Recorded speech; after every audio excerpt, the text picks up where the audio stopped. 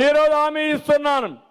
తల్లికి వందనం కింద సంవత్సరానికి ప్రతి ఒక్క బిడ్డకి 15,000 రూపాయలు ఇచ్చే బాధ్యత నాది.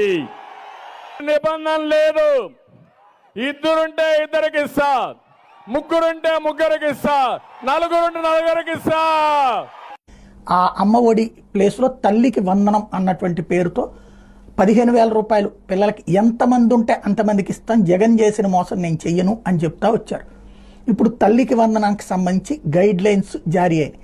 ఏంటయ్యా అంటే ఒక కుటుంబానికి ఆధార్ కార్డు ఆధారంగా అదే సందర్భంలో 15,000 రూపాయలు అన్నటువంటిది అనౌన్స్ చేస్తూ 15,000 రూపాయలు అంటే ఒక్కళ్ళకే వస్తుంది. ఇప్పుడు ఇది ప్రధానమైనటువంటి అంశం. ఒక ఇంటికి 15,000 రూపాయలు అంటే ఒక్కళ్ళకే వర్తింపజేసినట్టు అవుతుంది. అది జగన్ చేసింది కూడా అంతే. మీ ఇంట్లో పిల్లలు ఈ అమ్మాయికి 15,000, ఈ అబ్బాయికి 15,000, ఈ అమ్మాయికి 15,000, ఈ అబ్బాయికి 15,000 ఇట్లా లెక్క చెప్పుకొచ్చినటువంటి పరిస్థితి.